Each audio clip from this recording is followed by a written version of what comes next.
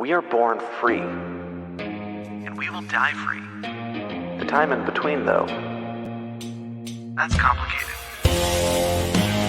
In that time, governments, institutions, and our egos will limit our ability to find true freedom in this life. These are real stories of real people overcoming the odds, persevering in justice, and unlocking their potential.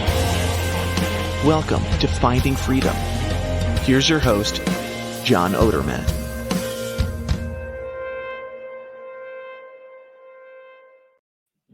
Hey, welcome back to another episode of Finding Freedom here on the Lions of Liberty Podcast Network. And boy, oh boy, I got a great show for you all tonight. Got two guests coming at you, and I'll introduce them in just a minute.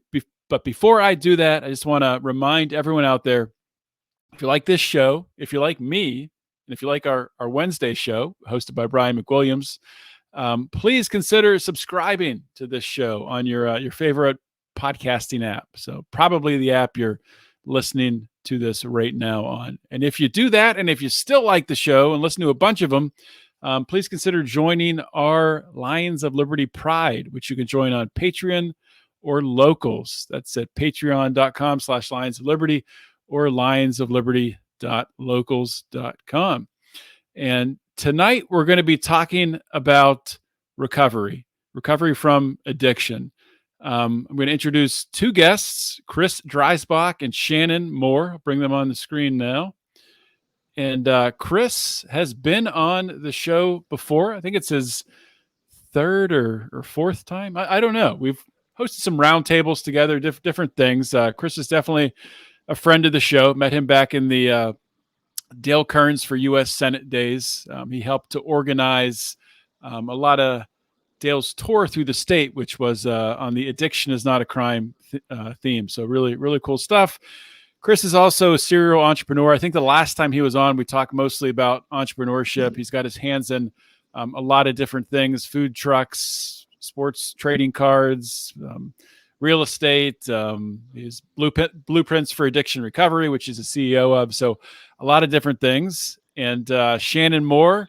Shannon is a former WWE wrestler and WCW and TNA wrestling star. And we're here to talk about a Amazon Prime special that they were both on. It's called A Night of Recovery. It's getting great reviews. So I want to bring them on to talk about it. Let's start with Chris. Chris, you're back on the show. Great to have you back. Thanks for coming on.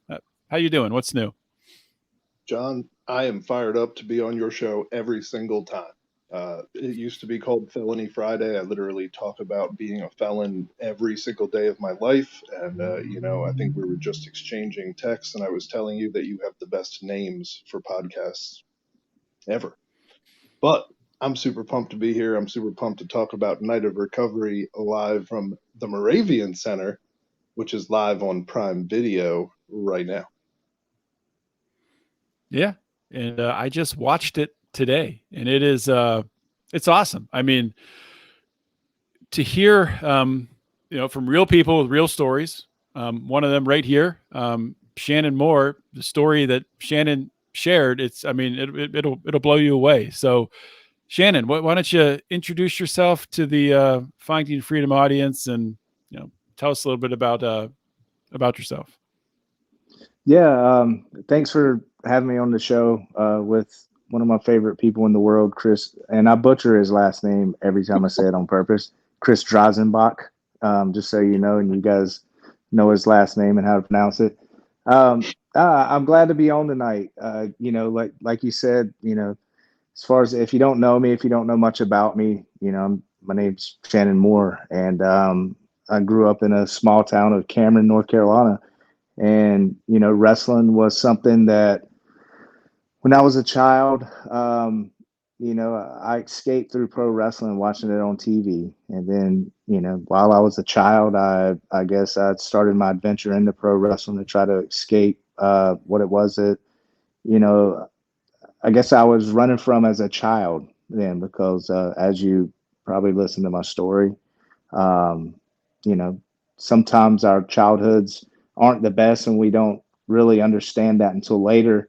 But now there was a point in my life where, I went through treatment, and through treatment, I learned that was an escape for me. And then later it would become a reality, that I would be part of the pro wrestling industry myself, and was able to hopefully help some other people escape. So I'm glad to be on the show, and I'm glad to talk about, my story, and hear Chris talk about his story, and just the night of recovery, man. It's so exciting to see this thing blow up, and some eyeballs get attached to it, and some education get thrown out there about what addiction truly is and how we can combat that.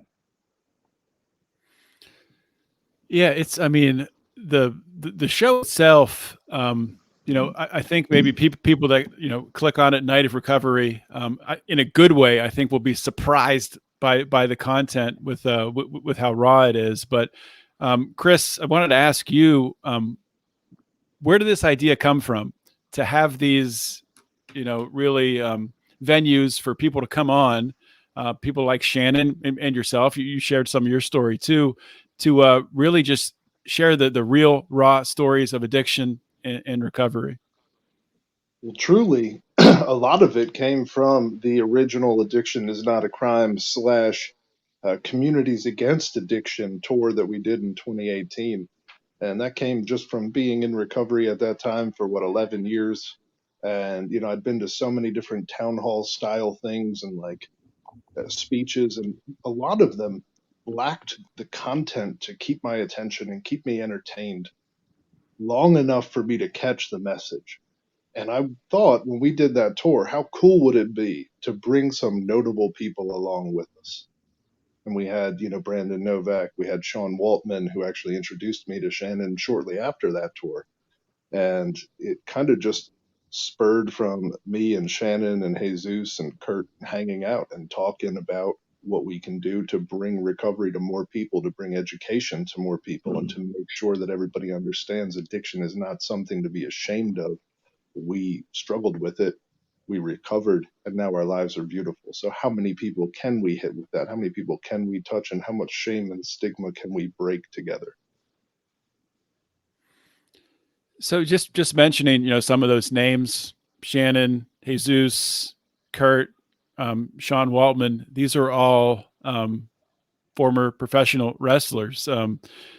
Shannon, what thoughts do you have, or really outlook on maybe why pro wrestlers would be more likely to become addicts? Is that a true statement, or is that something that I'm kind of off base venturing down?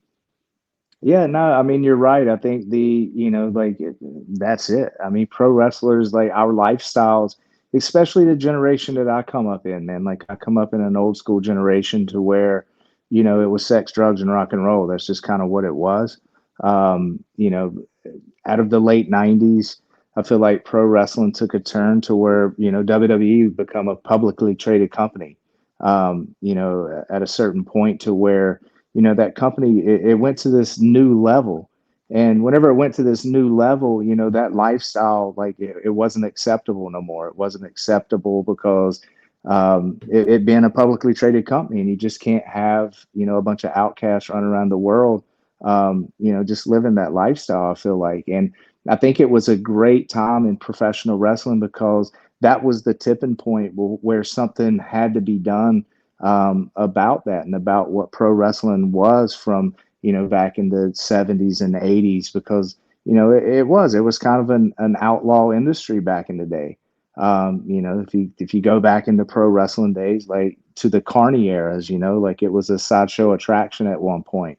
And, that's what attracted me to it. Like, honestly, at the beginning was that, the sideshow presence, like I was always a huge fan of the tattoo industry, and I own tattoo shops, but the parallels of those two industries are very similar.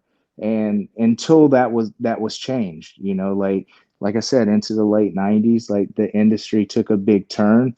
And, that's whenever I feel like this whole addiction thing really come to the forefront of like, okay, like it's time to confront this thing and let's start fighting this battle.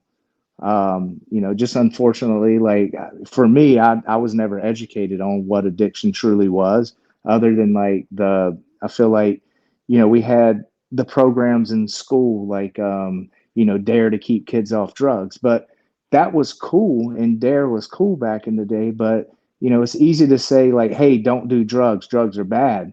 But okay, what happens when you do drugs and physical addiction sets in? What do you do then? And like that education was never there for me.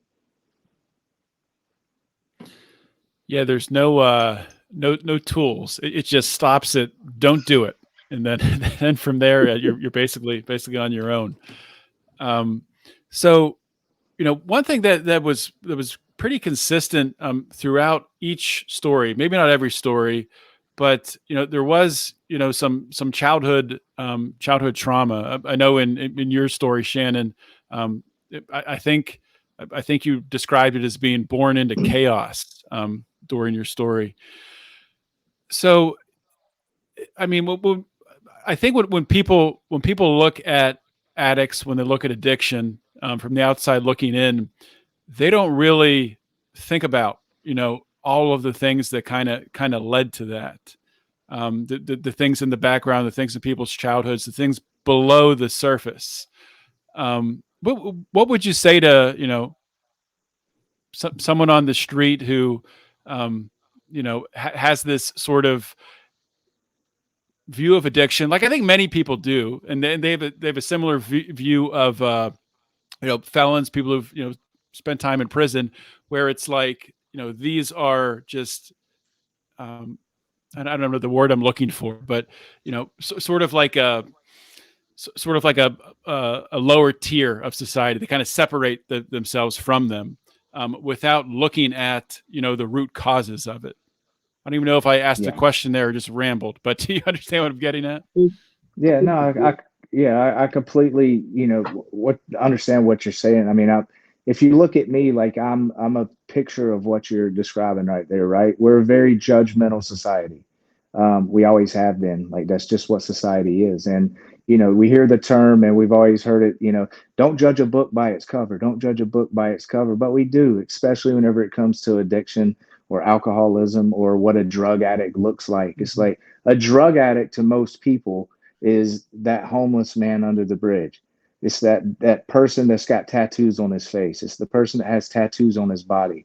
Because like it's easy to look at somebody and just judge them and go, oh yeah, they're probably a drug addict. Whenever, the reality of it is, and what we have to get to, I think, as a society is we can't treat addiction as the black sheep. Like most businesses, companies, major companies, addiction's the black sheep. You don't want to talk about it in the room, because if you hire people and there's people in your organization that don't look like addicts, they're probably not addicts. Whenever in theory, the 75-year-old woman that's, running through the white picket fence, killing the kid in the front yard, just because she was prescribed this medication, she's not looked at as an addict, even though she's been taking a benzo or, some sort of drug for the last 40 years. It was prescribed, but typically that's an addict too. Like if you look at it, if it's somebody that's dependent on a medication that can,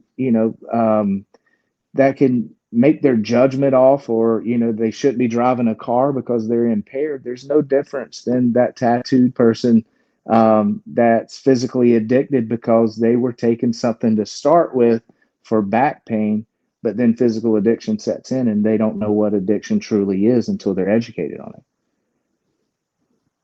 Yeah, that's a great point. I mean, and Chris, in your story, you took us to your story, and really, every story was different.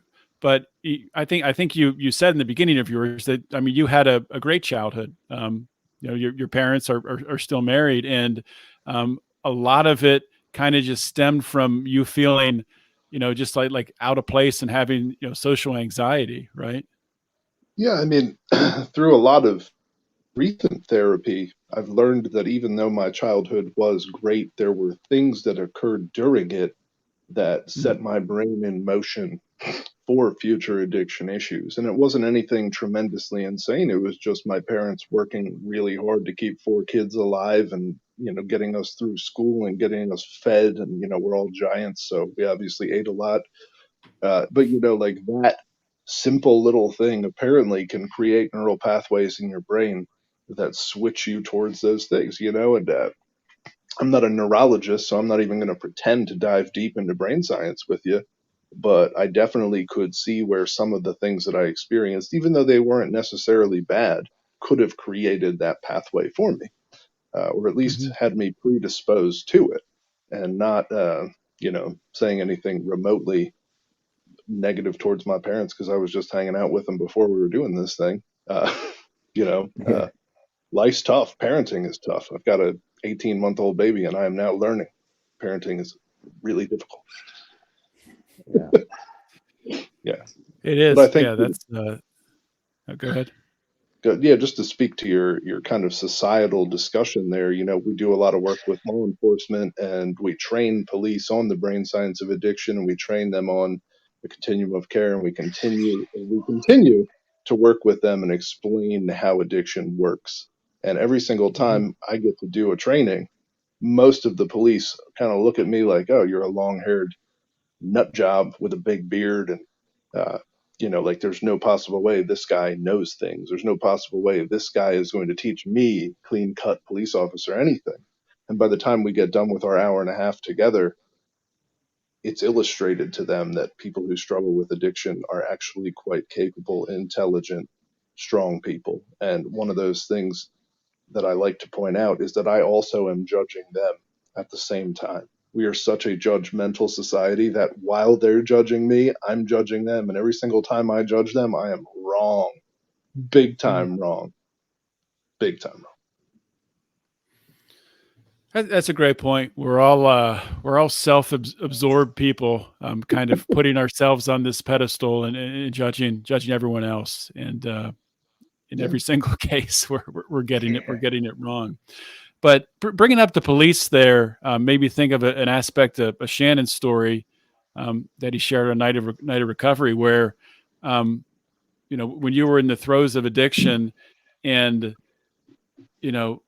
there were police that were coming into your tattoo shop and trying to get you to go into recovery, that would kind of steer you away from trouble, but it didn't arrest you. Can you talk a little bit about that? Absolutely. I've owned several tattoo shops, and one of the tattoo shops that I opened was in probably the worst part of my addiction. Right at that bottom point. You hear people talk about reaching their bottom whenever they're in active addiction, and whenever I was amongst my chaos of my life just being out of control, me and my wife had split, and I owned a house in the Cocoa Beach area of Florida. I ran back to North Carolina and I opened a tattoo shop. What did I do? I didn't have no money because going through my divorce. So I was like, oh, what a better thing. Here, let me buy, $500,000 worth of real estate and open a tattoo shop, but not really open a tattoo shop. It was basically just something to make enough money to get by and then, buy my drugs with it. And my tattoo shop and the real estate that I purchased was right across from the sheriff's department, where probably 50% of the sheriffs I went to high school with. And, they were friends of mine. So they were obviously coming in and out of my tattoo shop, and they knew something was wrong. They knew that there was an issue. And, whenever that was going on, it was just like, man, they could see me, struggling, but I couldn't see myself struggling. And, they were giving me hints like, hey man, probably need some help, we know there's something wrong. And, they wasn't saying it. They wasn't saying like, hey, we're going to arrest you. But looking back, whenever you pull up to a traffic check and you basically got heroin in the car and you're smoking a joint without putting it out in front of the cop, and, you put them in these awkward situations and they tell you like, go to your tattoo shop. We're going to be there in a minute. And then they come to the shop and basically go like, hey dude, you can't keep putting me in these situations. Do you need help? It's like, nah, man, sorry. Like, just, I forgot that you were having a traffic check, even though you warned me that's where you were going to be. It's just the insanity behind it. And it's where you're at whenever you're in active addiction. It's complete insanity. Like you're sick. It's just like somebody that has cancer. If you don't treat the cancer, if the doctor tells you, hey, you've got stage 4 cancer, and if you don't take this medication, you're going to die. We're untreated, patients whenever we're in active addiction, and we just don't know it. So, along those lines, I mean, if there's someone out there right now listening to this and they have a loved one who is, in the middle of active addiction, I'll ask you, Chris, what kind of advice would you give to someone in that situation? That's actually some advice that I give out pretty often. And for people who are in that situation with a loved one who's struggling currently, there's really not a whole lot you can do to convince them otherwise, because it is an actual brain illness. It's something that they can't control. But becoming armed with the facts about addiction and becoming armed with the resources available in your community are the two recommendations that I give out the most. Because when that moment comes that the universe or God or the world or whatever it might be pushes them towards recovery, if you're not educated, if you're not understanding of the resources available in your community, then I don't know what's going on there. Then I imagine it's going to be much more difficult for them to get help, because at that exact moment, the window could be really, really small. They could only be willing for 2 or 3 minutes or 5 minutes or 8 minutes or 12 minutes. And those 2, 3, 5, 8, or 12 minutes could be the difference between their life and their death. And being armed with the facts is the most important thing I can think of. And where would someone, I mean, where do people start with that? Where do you go to educate yourself? So most places across the country, I assume, the county level government should have some kind of drug and alcohol commission, or, it's really difficult to say without knowing where everybody's at. But at least here in Lancaster County, Pennsylvania, I can speak to it. We have a drug and alcohol commission. If you reach out and call them, they'll get you connected to treatment. If you're really, really confused, you can use the Second Chance PA number. It's 717-287-8027. It's a 24-hour, 7-day-a-week line for certified recovery specialists to answer the phone and assist you in getting help that you need. There's also a federal SAMHSA thing that you can call in and get access to resources. Or this new thing called Google. Google should be able to help some of the people in the worst cases, just reaching out for addiction help near me, and being mindful of the fact that there's a lot of places that are unscrupulous that put up Google ads in the first couple things. So it's very important to go down to the organic level and see what's near you. Mm-hmm. That's great. Thanks for sharing that, Chris. Shannon, as we talked about earlier about there being, a fair amount of professional wrestlers who have, struggled with addiction and, now we're in recovery. I'm curious what kind of, response interaction that you've received from your fans, as they've seen you come out and now, sharing as an open book. Have you gotten feedback from your fans?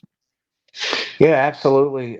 There's been several people, over the course of the last 6 years that I've actually been able to help, that's reached out to me wanting help themselves. Just people that, have supported me in my career for the last 30 years.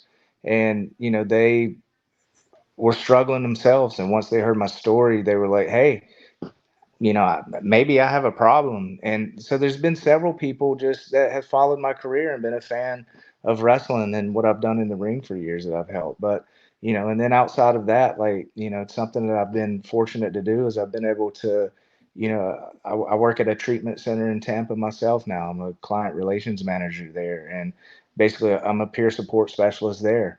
And, I work with pro athletes there and I work with veterans there. And it's really cool, man, because, I've been fortunate to work with a lot of wrestlers, a lot of pro wrestlers over the last, 5 years.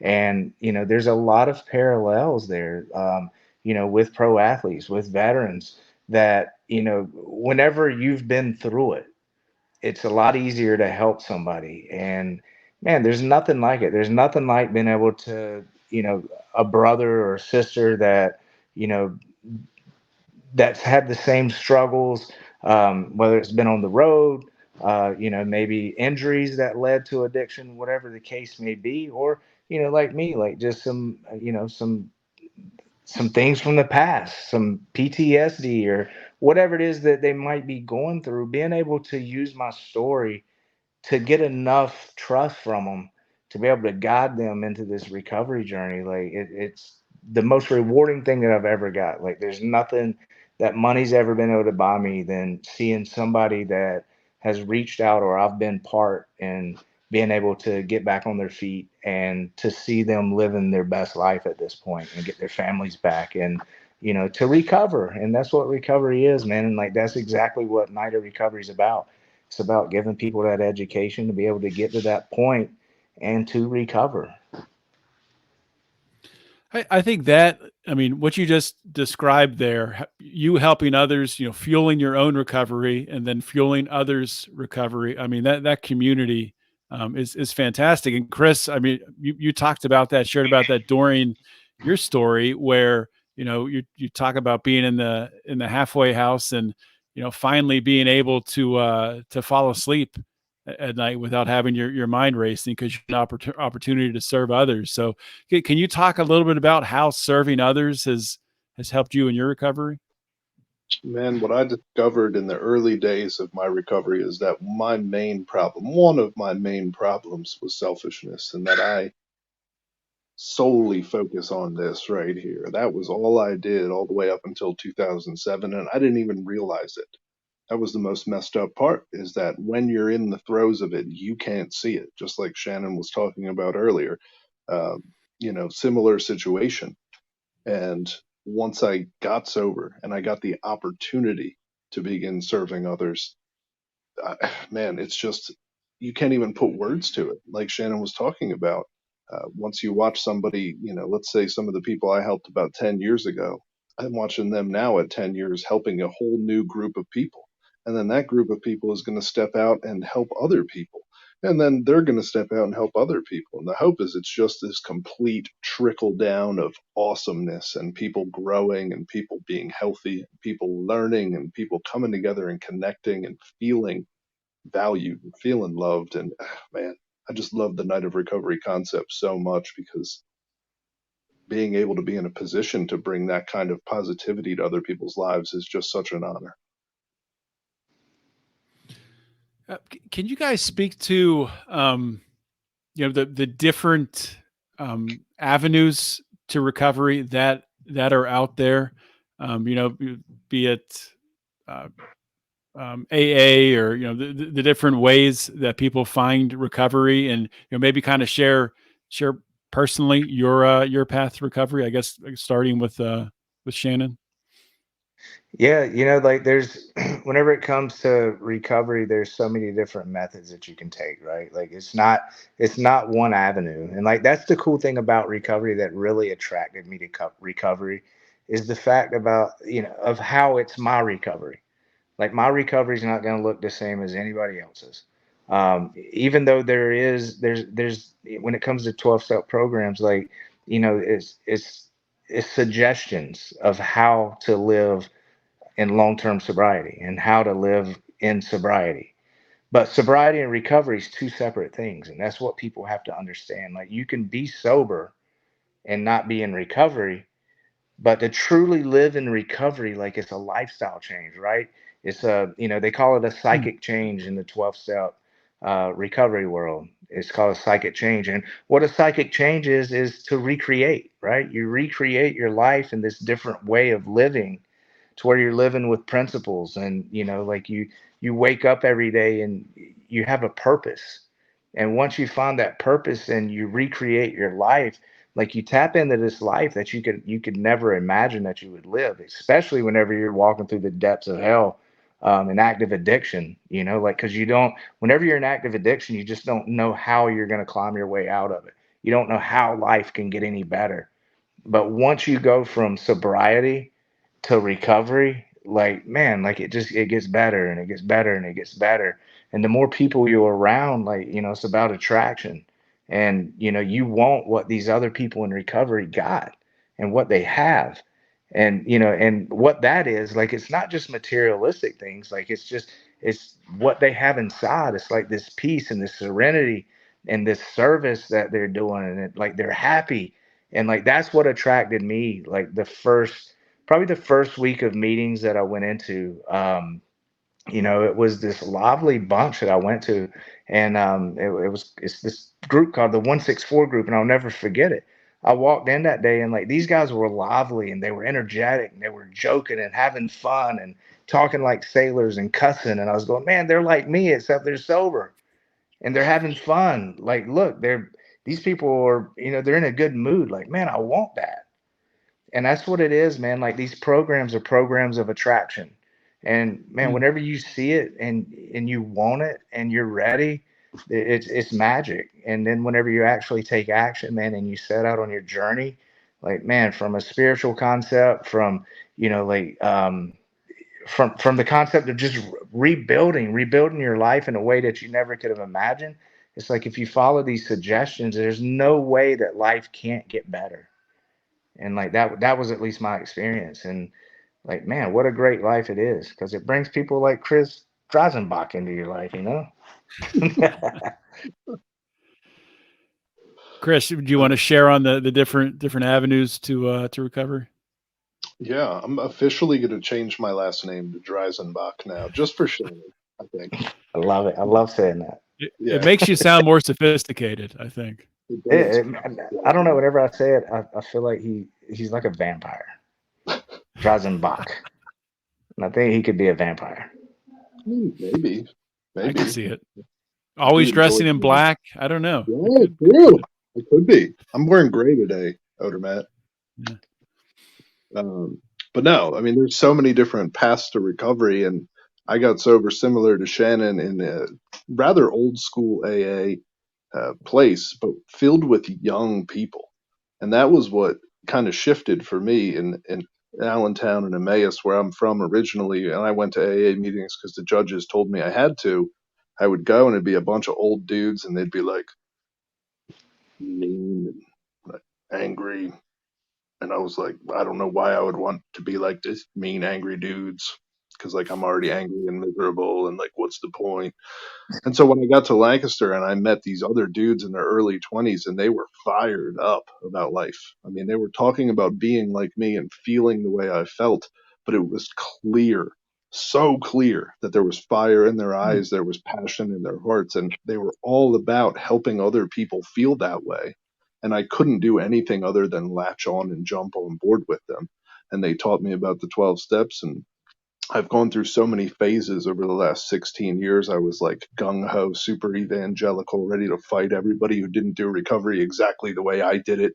And, I was completely nuts. And then I grew up a little bit and I learned that perhaps I don't know everything and maybe there are other avenues. And a much wiser man than me, Dave Malloy, told me one day that, how arrogant were we to think and to say that there was only one way to happiness, that there's only one way to go here.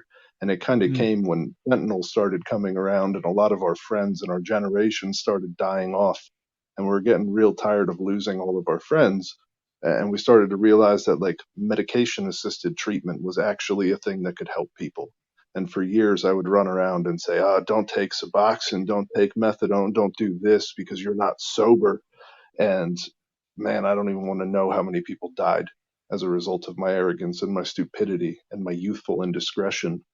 And, so that's one path to recovery. There's people who use Suboxone successfully. There's people who use methadone successfully. They have happy lives.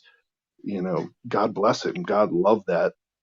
You have Celebrate Recovery and other Christian groups, religious groups. I'm sure there's some good Muslim ones, some Buddhist ones. I don't know what the Buddhist one's called. Shannon, do you remember? Yeah, I know it. I just had a brain fart. Refuge Recovery, I think it's called. There's literally so many paths to it. I mean, there's Smart Recovery, which is purely mental, like psychological recovery, to my knowledge or understanding. I mean, literally, there's just so you go to California, be California sober. You know, Shannon, big fan of that. Yeah. You could drink Mucinex like Shannon does. He's on a heavy Mucinex regimen. That's a That's good a joke. That's a stuff. joke, but Yeah. also a funny story. Um, and yeah, there's so many pathways. And what I think is beautiful about 2023 recovery is that we're completely open to all of them.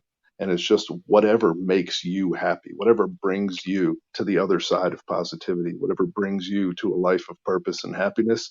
I'm not judging it anymore, thankfully.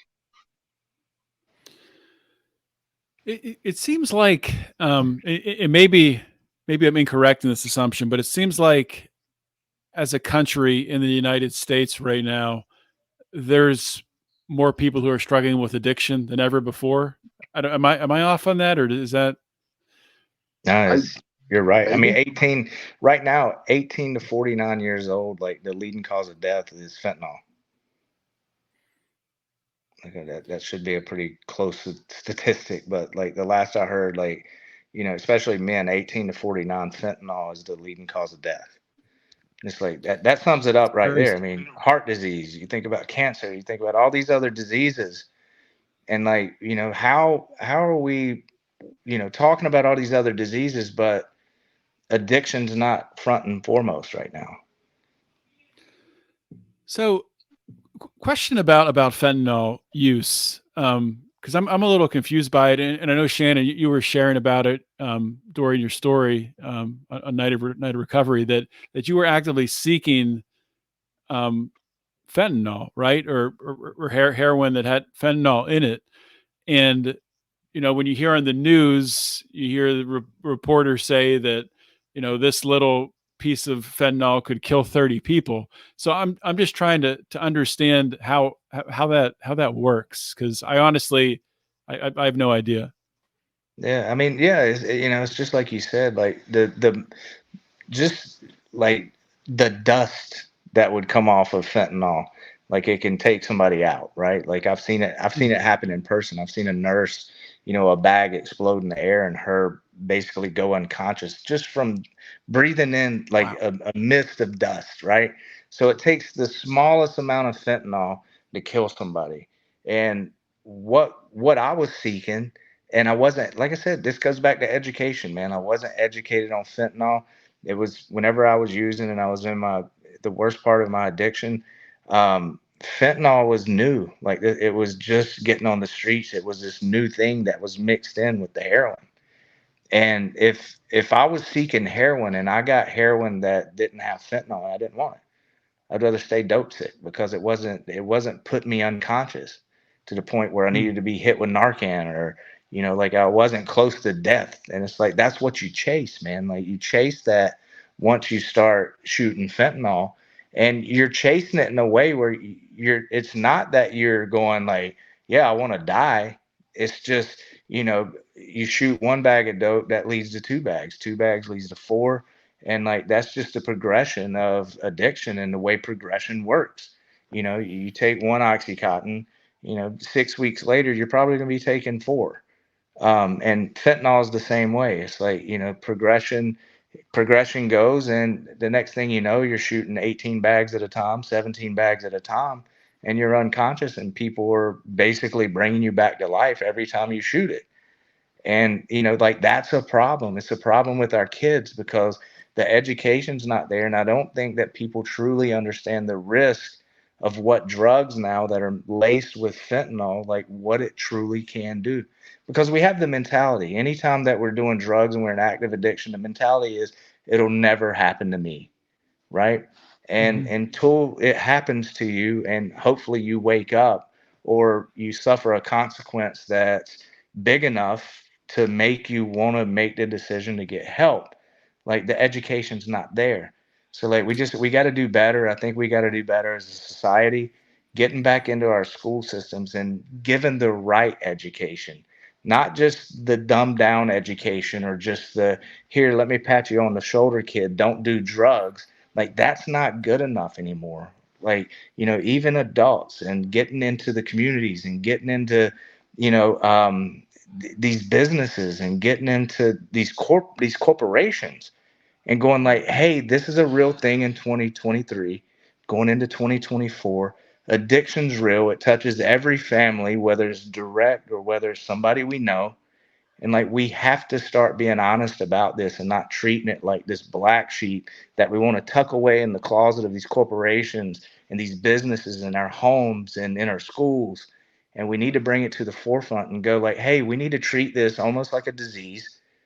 And we need to educate on how to combat this disease. And this is what we can do.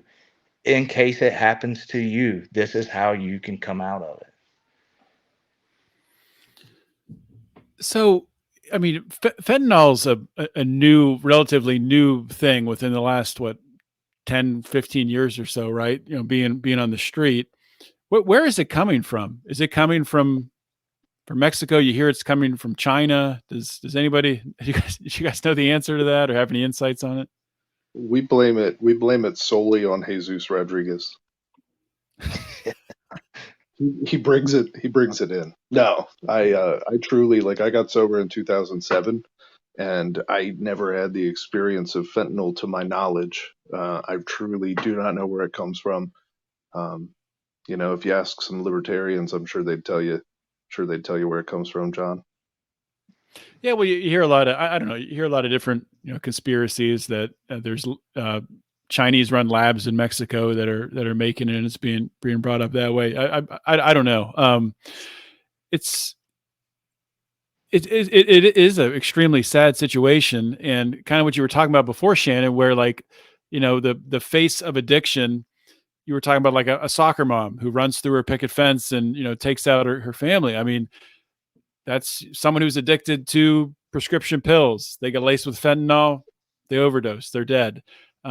There's this just it literally could be anyone, like you've been harping on, and I want to just kind of stress that point because I think it's really, really important. Chris, question for you. I mean, you've started Second Chance PA, and maybe you can talk a little bit about that. But what are some other things, some other areas where you would like to see change made, either in the criminal justice system or in policing or anything like that? Well, now you're speaking my language, John, because there's a lot that I'd like to see changed in the criminal justice system. That system, the way it stood back in the day, really existed to keep people in the cycle. And, once you were in jail, you were put on parole. Parole conditions were so harsh that there was almost no chance you were going to succeed. You'd fail, go back to jail, pop back out again, try over and over. And from 18 to 21, that was my life and my experience. I would pop out of jail thinking that I was corrected because I'd been physically sober for, 6 months, 9 months, whatever it was. I would get out. Nothing had changed here. Nothing had changed neurologically. Nothing had changed here. I had just been physically sober and warehoused wearing county underpants for 90 days or 900 days or whatever it was. And man, getting out of that and failing immediately, despite having spent that period of time thinking of nothing other than how I was going to avoid going back to it, is demoralizing. It's dehumanizing. And truly, it shouldn't happen. So we know now in 2023, moving into 2024, that addiction is a brain disease. We now know how to treat that brain disease through therapy. It's super irresponsible of us to do anything other than give people the opportunity to get the life-saving treatment they need. So Second Chance PA started in 2018, actually 5 years and 2 days ago. We started doing this pre-arrest diversion program, partnering with 25 of 26 police departments here in Lancaster County. And those police officers go through training to understand what addiction is and how people get out of it. And then they have the opportunity, thanks to our district attorney or our local state's attorney, as some states like to call them, the chief law enforcement officer in our county. She allows the officers to make a judgment call on the street as to whether or not to charge the individual that they see with a crime or allow them to go to treatment and waive the charge. So I would love to see way more of that in every single county across the United States, because we are taking individuals who are sick, charging them with a crime, make it something that is medical punitive makes absolutely no sense to a logical mind. And yet here we are, day in and day out, incarcerating people who have illnesses for no reason. That would be my biggest change, because there are so many Chris Dreisbachs right now that, out there in the world, struggling, get picked up by the police. Now you're struggling and in jail. Now you're struggling and have a felony. Now you're struggling, you get out, you struggle even more, and it seems like you get pushed further and further and further down into the hole, instead of the helping that it's supposed to do, instead of the correcting that it's supposed to do. And I literally will go until my last breath talking about this, because there's no reason that anybody else should have to change in their name for a number just because they have an illness. Yeah, 100% agree with that. I mean, another thing you see floated around out there as a mitigation is opening up areas where people can go to get their drugs tested for fentanyl. Now I'm learning that maybe some people are looking for fentanyl in their drugs. So is that something that would be useful, or is that really a waste of resources to start doing that? Shannon, you want to take that one You have first? any opinion on that, Ooh, Shannon? you put me on the hot seat with that one. Yeah, everybody. You know what? Like, and this is just my opinion. Like, an addict's an addict's an addict. Like, if you're going to have your cocaine tested for fentanyl, like, you're still an addict. Like, it don't matter. Just because if you're physically addicted to a drug, just to wake up every day and you have to take a substance to feel normal, like, just because you're going and getting it tested for fentanyl doesn't make you any less of an addict. You're still an addict, and you still need to take an honest approach to yourself, and you need to get help. You need to make a change. Now, yes, I think it's great. Like, should we? Like, is it going to save lives? Yeah, hopefully so. Hopefully that could be something that would save somebody's life until they're ready, or until they get the chance to get help, right?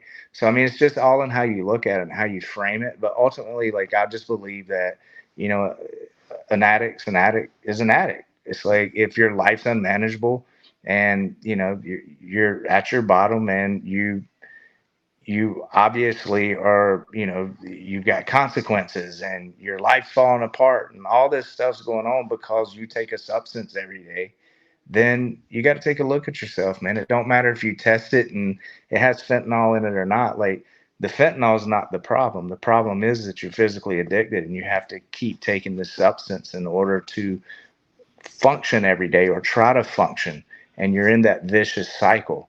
So, for me, that's just my opinion, but I don't, whatever saves a life, like, that's amazing, because it might give somebody the opportunity to get sober. But Yeah. the problem is that you're addicted. The problem is that you're sick. You have a disease of addiction. And until you combat that, it doesn't matter if you're shooting fentanyl, or you're taking Oxycontin every day. Like, you're a drug addict. Mr. Dreisbach, anything to add to that? Man, that's such a hot issue. Like, what do they call them? Supervised injection sites. Yeah. You familiar with those? There are so many proponents of the idea that if we had a centralized location, in each city, in each area, where people could physically go to consume their drugs under supervision, we would have way less overdose. And that, from a logical standpoint, makes perfect sense, because if I'm being watched, I'm less likely to actually die. But my biggest push on those things is having the resources right there available. So if I go in, I know there's a safe place for me to do drugs. I don't have to do it in the corner. I don't have to do it in the shadows. I don't have to be hiding from the monolithic evil government. I don't have to hide from anybody. There's no shame. There's no stigma around it. I go there. I meet somebody who's happy, who's free, who's living a way different life than I am. Is that going to intrigue me a little bit? Maybe. Is that going to plant a seed in my mind that'll lead me towards recovery in 6 months? Maybe. Not only that, but it keeps me alive long enough for me to latch onto that thing. So I have been at least a quiet supporter of Yeah. supervised injection sites for a long time because I am sick of watching my generation die. I am so sick of waking up and reading the RIP post on Facebook. I'm so sick of people that I know have such potential being snuffed out for no reason, just because we're holding on to old societal standards that Nancy Reagan set in place for us. Yeah. Now, I Yeah, think for there me were. I too, mean, like oh, go ahead. I just want to touch on something too that I think, like, with the clean injection sites, like, for me, one of the things, because I did use clean syringes whenever I would shoot fentanyl.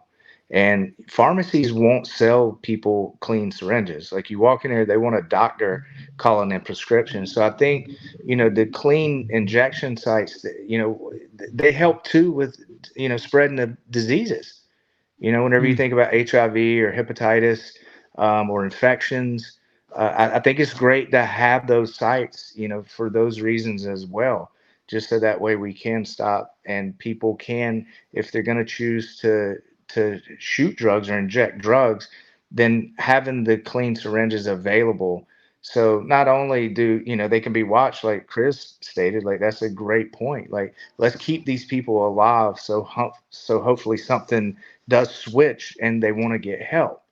And with that, like, we might as well keep them safe too from spreading of diseases too as well. Yeah, great point. yeah, I was just going to add. I think it was in Johan Hari's book "Chasing the Scream." I had him on the show years ago. I think it was him that was telling me about this, but they had studied these clean injection sites in Switzerland, and what they found is not for everyone, but for some people, over time they would actually kind of wean themselves off of the drugs and go into recovery. And I wonder if part of that is just going there, interacting, as you both were saying, interacting with other humans and kind of, being able to see a vision for a new life, for a life after that. So I'm all for it. I mean, for all the reasons that you guys have stated. I mean, I think it's something that is.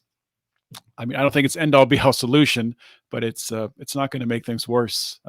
I don't think. But Now, more laws will make it worse. You know that, John. what was that? I didn't hear you said More, there. more harmful laws.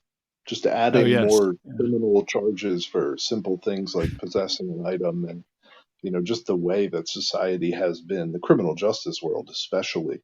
Mhm.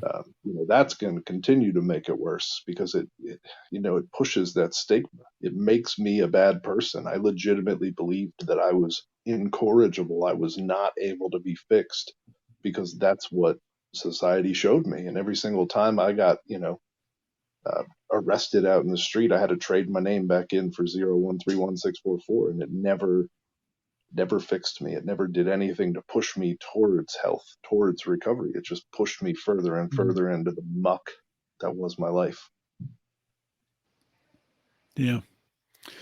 We are running out of time here, unfortunately, but really appreciate the two of you coming on here and sharing with my audience. I just want to give you each just a few minutes here to share on either maybe something I didn't ask you about, or just a key takeaway, something of importance that you want to give people, something to think about at the end of this podcast here today. So I'll start with Shannon, if you wouldn't mind sharing.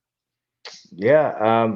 For me, like, the biggest thing that I like to, try to get in people's heads, or, the just share with them, is like, it's not if you think that you have a drug problem or an alcohol problem, or you're addicted to any kind of substance and you need help, like, it doesn't make you a horrible person. Like, it doesn't make you this gross person that you might feel like you are at that point. Like, if anything, it's going to be, one of the most commendable things that you can probably do is to finally, like, just, like, put your hands down and go, like, man, like, I might need some help. And, until we can get to that point where we can talk about this, where our kids can talk about this, where lawyers can talk about this, where people in the workplace can talk about this open and honest, I don't feel like we're going to be able to make a dent in this thing called addiction. Mm. And that's just have the courage just to dig deep and reach out for help to whoever, if you Google it, if it's Chris, if it's me, just reach out, just go like, hey, I need some help, because there's millions and millions of people out there that have walked in your shoes, that have found the faith to dig deep and have, got on the other side of this thing and can help you. So just reach out, ask for help. Don't worry about being the black sheep. Don't worry about getting, like your name tarnished because you might have a problem. It's like, get the help that you need, and it'll work itself out from there. Everything else will. Chris, anything else to share? Key takeaways? Shannon definitely stole a good portion of what I would have said if you had had me go first. But I want to leave you with two things here. The first thing is exactly what Shannon said. Don't be ashamed if you're having a problem. And if you know somebody who's struggling, definitely don't heap the shame on them. Reach out your hand, say, hey, I know how to get help. I heard these two clowns talking with John Odermatt on this podcast, and they know exactly how to fix this problem. Reach out to them. Give them the support, give them the courage, give them the strength to reach out and get help, because a lot of times they don't even know that help's available. And that was my experience, and it was such a sad and lonely feeling that I really want to be that person for as many humans as possible. Takeaway number 2, slightly less important than that first one, is go to Prime Video. Type in Night of Recovery in the search bar. Watch Night of Recovery. Listen to the incredible stories. See what you can relate to. See what you can take away from it. And then share it with other people. And share the education. Share the resources. Share the love. That's about all I got, John. And I'm going to add this for any listeners out there, that if you don't want to pay the $2 to watch it, for the first 5 people who send me an email, john@lionsofliberty.com, I will send you the money to rent it. So there's no excuse. Putting $10 on the line, or whatever it is. That's serious. That's serious right there. It's Shannon Moore's, what is it called? Honorarium? $10. $10. Yep. That used to be what my whole life was about, $10. But no, I just want to thank you guys again for coming on the show, and thank you for putting this together, putting this really communication tool out there where people can watch it and hear real stories from real people who, as I say in the intro to Finding Freedom, who have overcome obstacles and have found freedom on the other side. So the two of you and everyone else who participated in Night of Recovery are shining examples of individuals who have who found freedom after going through some difficult times. So thank you both for that. And this is airing on Christmas, so Merry Christmas to both of you and all the listeners out there. And thanks again for coming on the show. Cool. Merry Christmas, guys. All right, that is a wrap for today's episode of Finding Freedom. Awesome show, awesome content today from my two guests, Shannon Moore and Chris Dreisbach. I don't think there's a more important topic out there today. And I just want to encourage everyone out there, if you do know someone who is struggling with addiction, please utilize the resources that were talked about today. Educate yourself and put yourself in a position where you can be of assistance. So thank you for listening today. If you do like this content here at Lions of Liberty, please subscribe to the podcast. You can also subscribe on YouTube. We have about 7,000 subscribers, but we're shadow banned. So if you want to actually see the videos, you got to hit the notification bell as well. And for that reason, we're growing the channel on Rumble. You can subscribe there, where we are not shadow banned, and you have probably a much higher likelihood of seeing our videos when you subscribe. So check that out. With that being said, Merry Christmas to everyone out there. Hopefully everyone had a great, safe holiday weekend, and stay safe this upcoming New Year's weekend. And I will talk to you all in the new year. In the meantime, always remember to keep your head up and the fires of liberty burning.